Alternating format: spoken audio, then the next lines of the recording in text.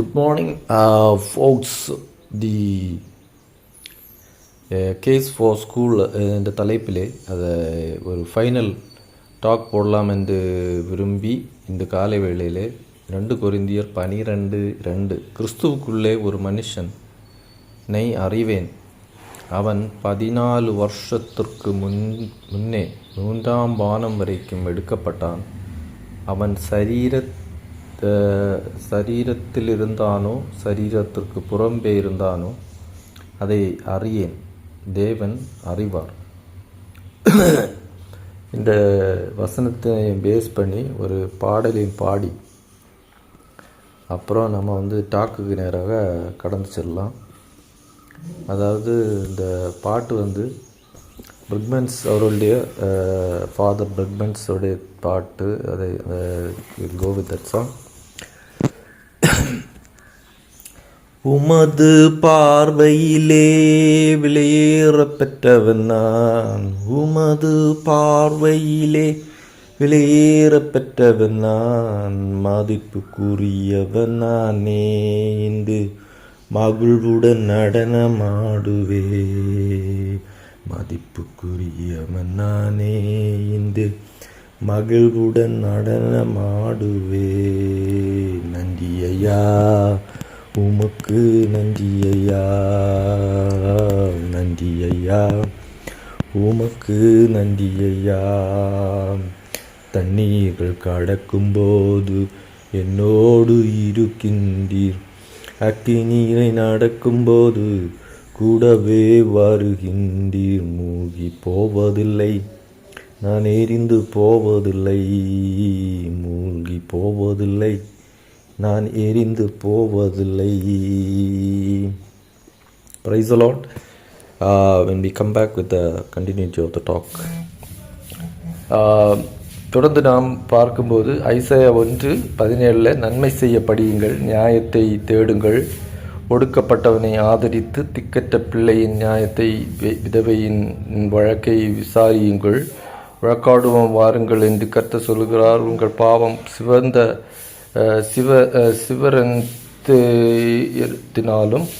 சிவரத்தினத்தினாலும் உறைந்த மழையை போல் வெண்மையாக்கும் ஆகும். அவைகள் இரத்தாம்பரம் போல் சிவப்பாக இருந்தாலும் பஞ்சை போல் ஆகும் என்று இந்த வாக்குத்தத்தம் கூறி கர்த்தர் இந்த திக்கற்ற மக்களை எரேமியா தீர்க்கதரிசியின் மூலம் 3:12 கூட அவர் என்ன சொல்லுகிறார் என்றால், தேவன் பாவத்தினால அவர் கோபம் ரொம்ப நாள், நான் உங்கள் மேல் என் கோபத்தை இறக்க பண்ணுவதில்லை, நான் கிருபை உள்ளவர் என்று கர்த்தர் சொல்லுகிறார். நான் என்றென்றைக்கும் கோபம் வைக்க மாட்டேன் என்று அவர் இது பாவம் செய்கிறவர்கள், அதாவது பாவம்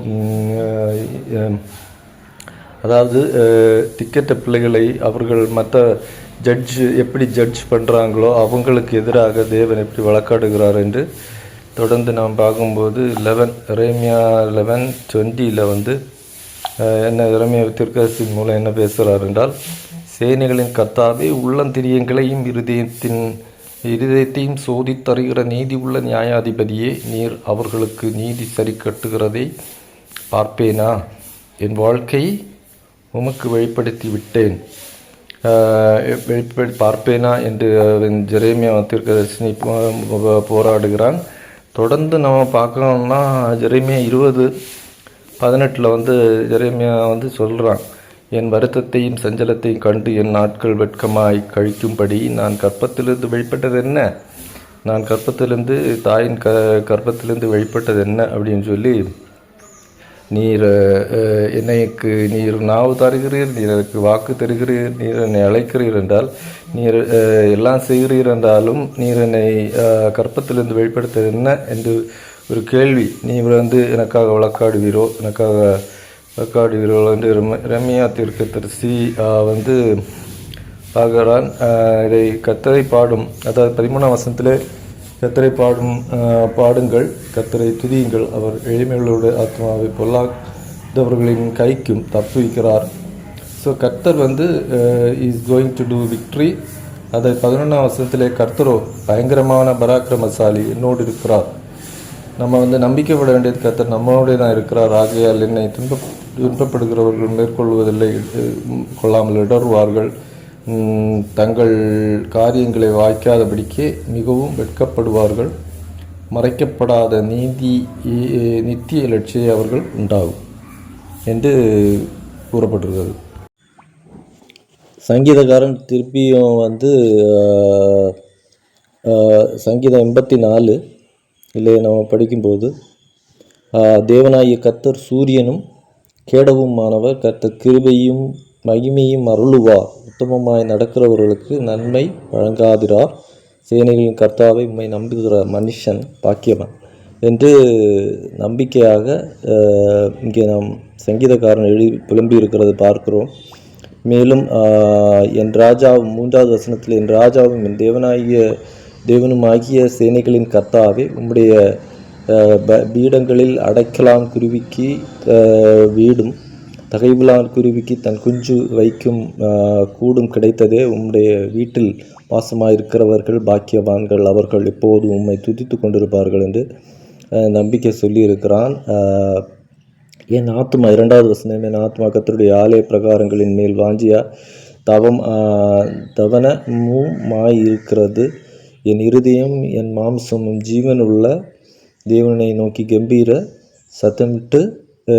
சத்தமிடுகிறதை நீர் கண்டீர் அல்லவா. இன்னும் உம்முடைய வாசற்படியிலே நின்று கம்பீர சத்தமாய் நான் துதிப்பேன்.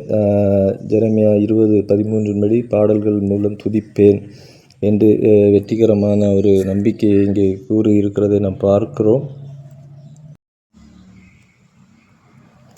தொடர்ந்து நம்ம அதாவது 1 தீமோத்தேயு 4:7 and 8, நல்ல போராட்டத்தை போராடினேன், ஓட்டத்தை முடித்தேன், விசுவாசத்தை காத்து கொண்டேன், இது முதல் நீதியின் கிரீடம் எனக்காக வைக்கப்பட்டிருக்கிறது, நீதி உள்ள நியாயாதிபதியாக கர்த்தர் அந்நாளிலே அதை எனக்கு தந்தருளுவார். எனக்கு மாத்திரமல்ல, அவர் பிரசன்னமாகுதலை விரும்பும் யாவருக்கும் அதை தந்தருளுவார். இப்போது அதாவது 3வது வசனத்தில் என்னவென்றால், அவர்கள் ஆரோக்கியமான உபதேசம் பொறுக்க மனதில்லாமல் செவித்தின உள்ளவர்களாகிய தங்கள் சுய இச்சைக்கேற்ற போதகர்களை தங்களுக்கு திரளாக சேர்த்து கொண்டு சத்தியத்துக்கு செவியை விலக்கி கட்டுக்கதையை சாய்த்து போகும் காலம் வரும் என்று எழுதப்பட்டிருக்கிறது. அதாவது ஹாபகூக்கு என்ற புத்தகத்தில் ஹாபகூக்கு 1:5 நாம் பார்க்கும்போது, நீங்கள் புறஜாதிகளை நோக்கி பார்த்து ஆச்சரியப்பட்டு பிரமியுங்கள், விவரிக்கப்பட்டாலும் நீங்கள் விசுவாசியாத ஒரு கிரியை உங்கள் நாட்களிலே நடப்பிப்பேன் என்று ஆபகூக் தீர்க்கதரிசி மூலம் கர்த்தர் பேசியிருக்கிறார். மீண்டும் நம்ம சங்கீதத்தை படிக்கும்போது சங்கீதம் 115 திருப்பி கொள்ளுங்கள். சங்கீதம் 105 5 முதல் 7 வரை, அவர்களுக்கு வாயிருந்தும் பேசாது, அவர்களுக்கு கண்களில் இருந்தும் காணாது, அவர்களுக்கு காதுகள் இருந்தும் கேளாது, அவர்களுக்கு மூக்கிருந்தும் முகராது, அவர்களுக்கு கைகள் இருந்தும் தொடாது, அவர்களுக்கு கால்கள் இருந்தும் நடவாது, தங்கள் தொண்டையால் சத்தமிடவும் மாட்டாது.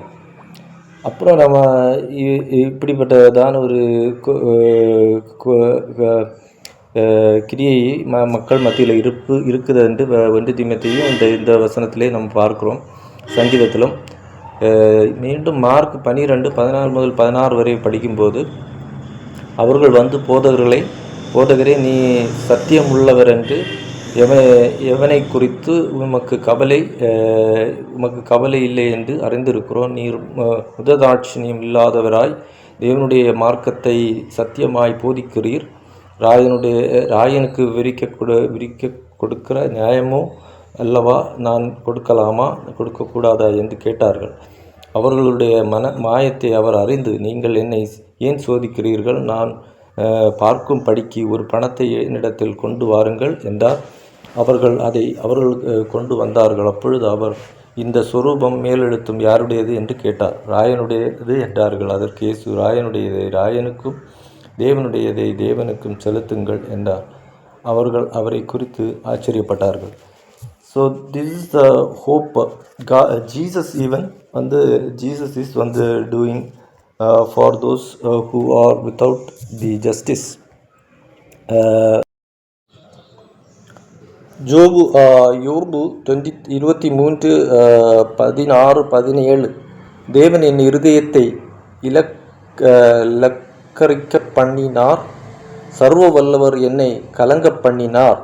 அந்தகாரம் வராததற்கு முன்னே நான் சங்கரிக்கப்படாமலும் இருளை அவர் எனக்கு மறைக்காமலும் போனதினால் இப்படி இருக்கிறேன்.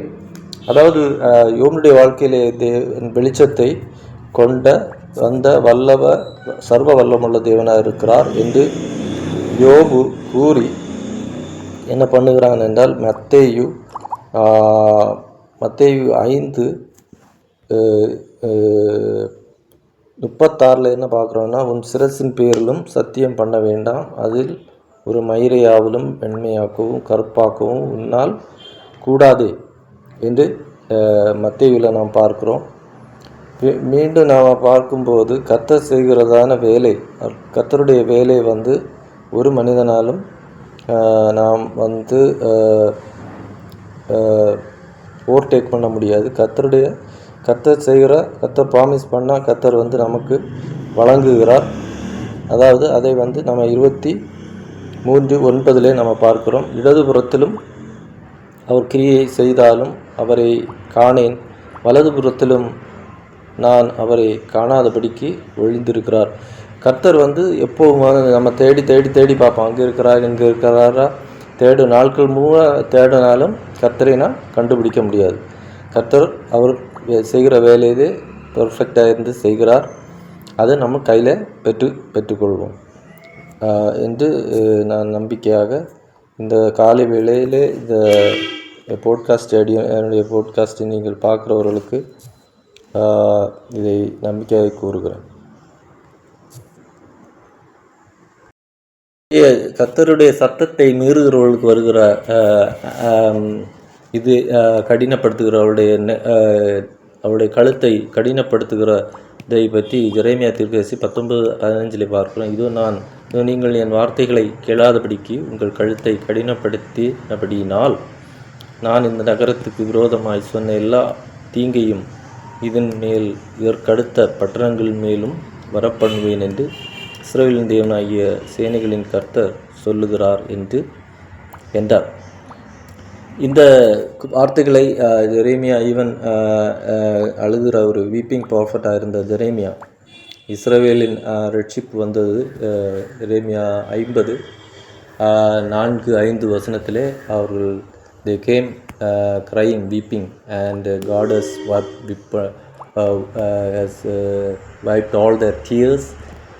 இன்னும் சங்கீதம் 126 ஃபுல் பார்க்கும்போது 4:5-6 கண்ணீரோடு விதைக்கிறவன் கம்பீரத்தோடு அறுப்பான் என்று நாம் பார்க்கிறோம். ஸோ நாம் மகிழ்ச்சி அடைவோம், பூரிப்பாகவும், எல்லா விதமான இந்த கவலைக்கும் எந்த ஒரு விதமான கவலைக்கும் கர்த்தர் இடம் கொடார். அந்த வசனத்தை நான் வாசிக்கிறேன். கண்ணீரோடு விதைக்கிறவர்கள் கம்பீரத்தோடு அறுப்பார்கள், அள்ளி தூவும் விதையை சுமக்கிறவன் அழுது கொண்டே போகிறான், ஆனாலும் நான் அறுத்த அறைகளை சுமந்து கொண்டு கம்பீரத்தோடு திரும்புவேன் என்று நம்பிக்கையாக சங்கீதக்காரன் பூரிப்பாவோடும் புகழ்ச்சியோடும் மகிழ்ச்சியோடும் சந்தோஷத்தோடும் இந்த சங்கீத பாகத்தை நான் எழுதியிருக்கிறதை பார்க்க. கடைசியாக இதை நமக்கு கர்த்தர் என்ன செய்கிறார் என்றால், மோசேயோடு இருந்த தேவன் மோசேயின் தேவன் நம்முடைய தேவன் தான். அதாவது அவர்கள் நெகேமியா 9:20 அவர்கள் அறிவை உணர்ந்து உம்முடைய நல்ல ஆவியை கட்டளையிட்டீர், அவர்கள் வாய்க்கு உம்முடைய மன்னாவை அருளி அவர்கள் தாகத்துக்கு தண்ணீரை கொடுத்தீர் என்று கூறி, அதாவது போஷித்த தேவன், வழிநடத்தின தேவன், மன்னாவையும் தண்ணீரையும் வழிநடத்தினீர். என்னுடைய மன்னா லிவிங் வாட்டர்ஸ் ப்ராஜெக்டு வெற்றிகரமாக இதை தொடர்ந்து நடத்தவும் கர்த்தர் உதவி செய்வார். மெடிசின்ஸு அந்த மாதிரி காரியங்கள் கர்த்தர் சேல்ஸ் பண்ணவும் கர்த்தர் ஒரு நியூ கவனன்ட் ஜெரேமியா 31:31 சொன்ன மாதிரி ஒரு நியூ கவனன்ட் தெய்வம் நமக்கும் எல்லாருக்கும் அருளும். தெய்வம் நம்மளை கைவிடுக இல்லை என்று மலையாளத்திலும் கூறி the Lord will give a victorious day as when we start hearing. The ears will be opened, the eyes of the blind will see. May the Lord bless us. Stay tuned. I will be not putting any more podcast. This will be my last podcast. So be my Gilgal Ministries is temporarily just registered. May God bless you all. Amen.